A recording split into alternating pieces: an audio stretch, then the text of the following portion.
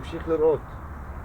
He was on the road and his... אז אני נוסע עכשיו, רואה כל שקט. He was on the road and he was told by his relative, by his brother, be careful, there's so much problems with the settlers on the road by Gush Etzion.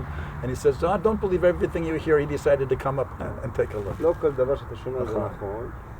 לא כל מה שאנחנו שומעים אנחנו מבינים. זה גם. אז באתי עכשיו, אמרתי בטלפון, לא, הכל טוב. I feel that people want to get going, right?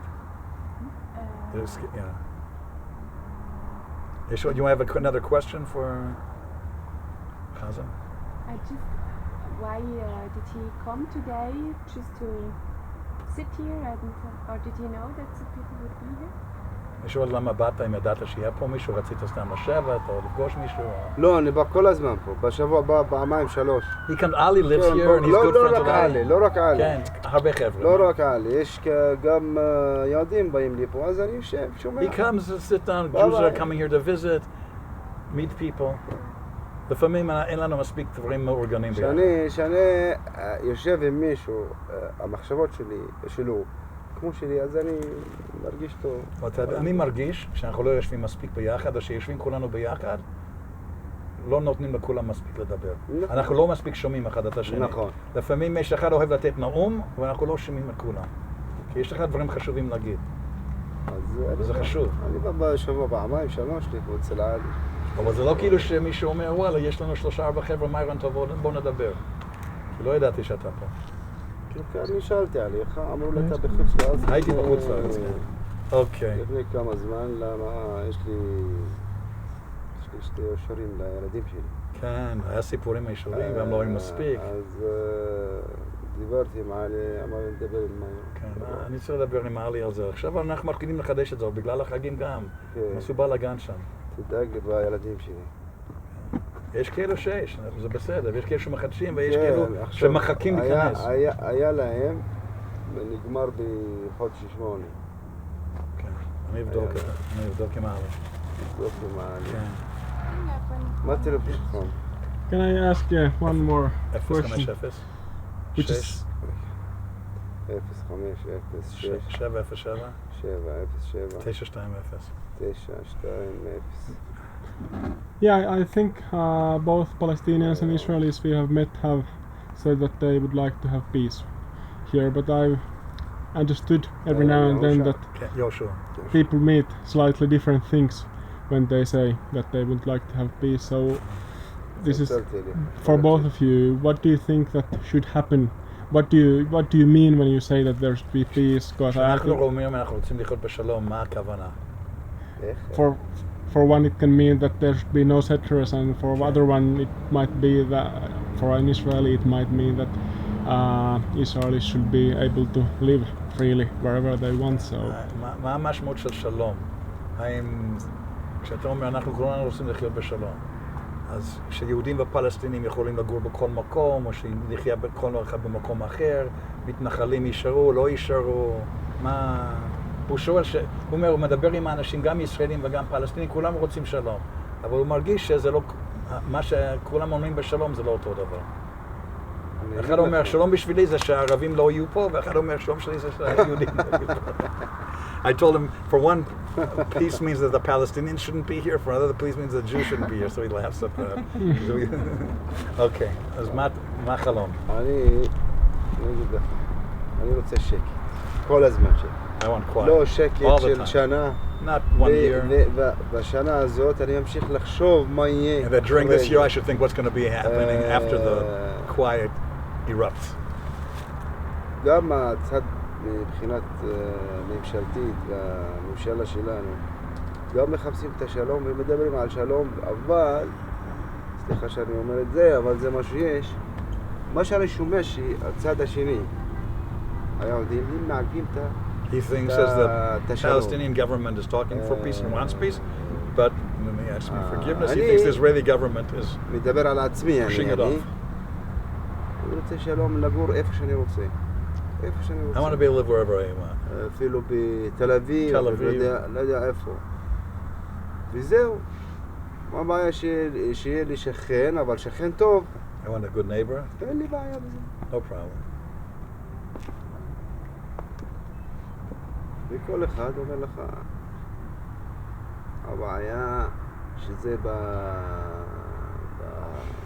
בחתימה של אוסלו לא מגיעים לפשרה, הצד הישראלי לא יושב עם הפלסטינאים, וגם זה הפוך, אפשר לדעת לאיפה לוקחים אותנו, אנחנו לא יודעים. So then there's Oslo, and the Israelis don't sit with the Palestinians, and maybe the other way around, and so we don't really know where we're going.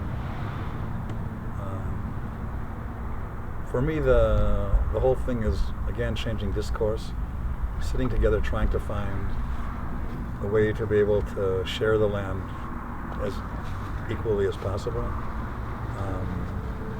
and with justice.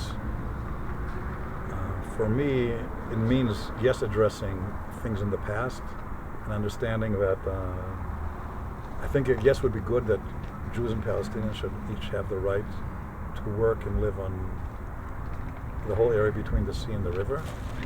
I think that that the settlement policy and how settlements were established, not all were established according to policy. Some of them were initiatives of things that of individuals that went against Israeli policy, and Israel adopted them afterwards. Has to deal with correcting some of that. There's certain parts of the time of the clock we can't turn the time back.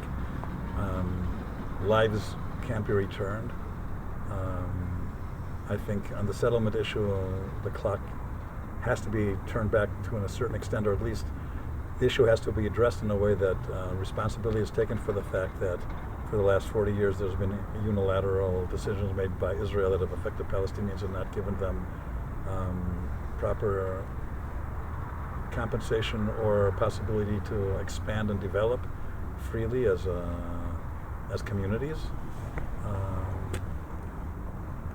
So again, the confederal idea of the two states in one homeland seems to me, yes, the way to go. Once I said, like I said before, I once thought Israel should be a Jewish democratic state, a small minority of Israeli Arabs. I don't care if they're Israeli Arabs or Israeli Palestinians, with total human rights, with access to land and development for new communities, etc. And the Palestinians should have their state. And I don't mind if they don't, the way it always was, they don't want the Jews there. Okay, even though this is the cradle of Jewish culture and history, I'm willing. And my Kfar Etzion, the village where I live, was there were 4 Jewish communities here before 1948. They were overrun during the war of 1948. The Jews were living here before there was the state of Israel.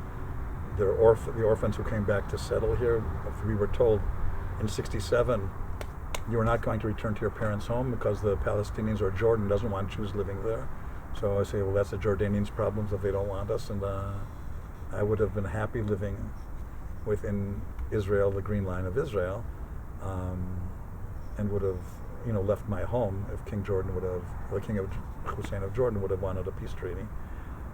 I don't think that's really peace, but it's a way of living in peace and in quiet for at least some years. Today, I don't think I would want to give up so much on having neighbors like people here with Zachariah or Hassan and Ali. And it's much nicer to be able to live in this place that we can breathe the air together. Maybe just very briefly for the video, why is it so difficult to bring people together? Fear and trust. People ask me, so, I get kind of weird faces sometimes with people because of activity. I had a couple of Palestinians come to my house, to the village, for the holiday, into my sukkah.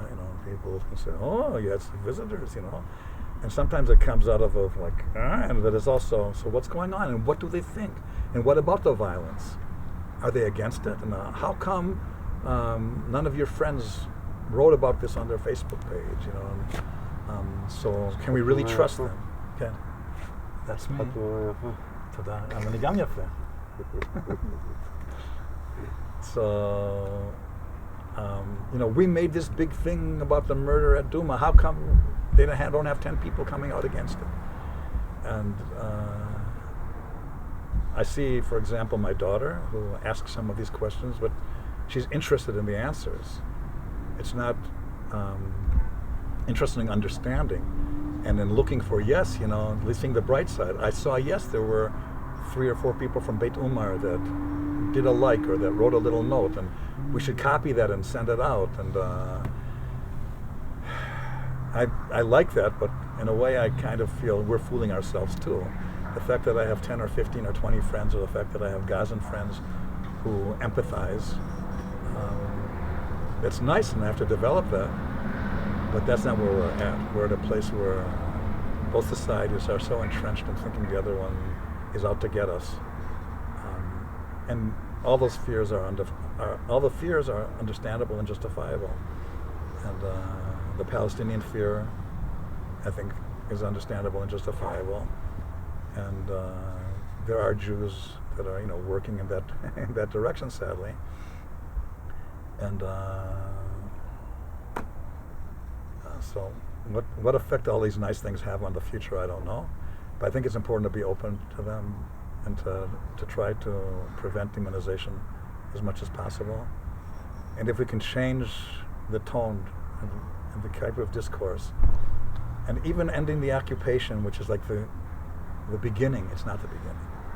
Violence started here in the 19th century. Someone said, whenever there's change going on and people fear they're going to be losing their control, their dominance, there are problems that happen. It happened between Muslims and Christians, and between the Palestinians who were here during the Peasant Revolution and Ali of Egypt in the 1830s or whatever, because he was changing the balance of power or whatever. And with the coming of the Jews, it's obvious that it's going to be more, because yes, we can be perceived as outside people coming to take over. So, you know, I'm saying the root of the evil is understandable because of this encounter. Is an encounter that had to happen, that didn't have to happen, that could happen and could have been a source of blessing rather than a source of strife.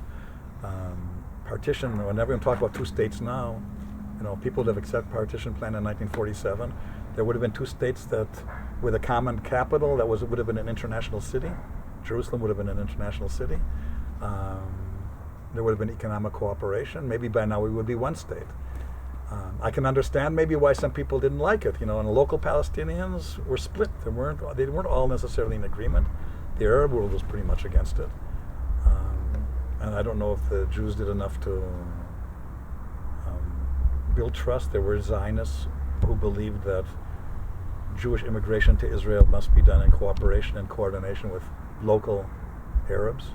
I don't know if they had partners, and what happened with it. Martin Buber was one of the leaders of that group.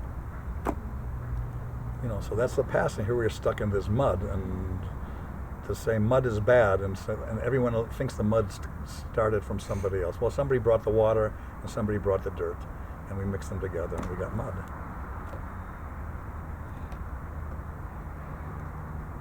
So, אתה מחכה לעלי? לא, אני רוצה את זה. כן. אצלך זה לא מפריע. אבל הם היו צריכים לפגוש. לפגוש את העלי? כן. אבל זה קורה, הוא עסוק, נכון? אנחנו מבינים. לא, אני לטלפון, התקשרתי אליו. אוקיי. נשלח לך You're welcome. נשלח לך בוואטסאפ בשירים לא, שזה ילך דרך עלי, צריך לשבת עם עלי, יש רשימה עברות. עלי שלח לך. מזמן, יש לנו רשימה, הכל מודפס אצלנו גם בדף. ואז אני אמרתי לו, תשמע, יש פה כמה אנחנו יכולים אישורים לעשות, צריכים להחליט. ויכול להיות שיש משפחה שצריכים להגיד, אתה רוצה כך וכך, תשמע, 5 לא יקבלו, 3 לא יקבלו, או יקבלו רק פעם עכשיו, יקבלו בעוד חודשיים מישהו אחר. יש בעיה, הם לא נתנו, אין מספיק אישורים, זה לא רק שהם נגדנו, זה פשוט, הם אמרו, זהו, נגמרו האישורים, יש להם, הם יודעים, מותר להם כך וכך אישורים. לא נתנו לך... לא נתנו. לא, מעכשיו והלאה, לא אמרו לך מתי, אני הולך, מחר אני קורא לשבת. הדסה יש לה מפגש עם חיצים גבוה. ננסה לעשות משהו מיוחד. מה שהם נותנים לנו, אתה יודע, זה מיוחד. אני לא יודע אם הם יודעים שאנשים עובדים, אתה יודע שזה אסור. נכון. והם תפסו כבר. אחד הפנים שלך? לא, אמרתי.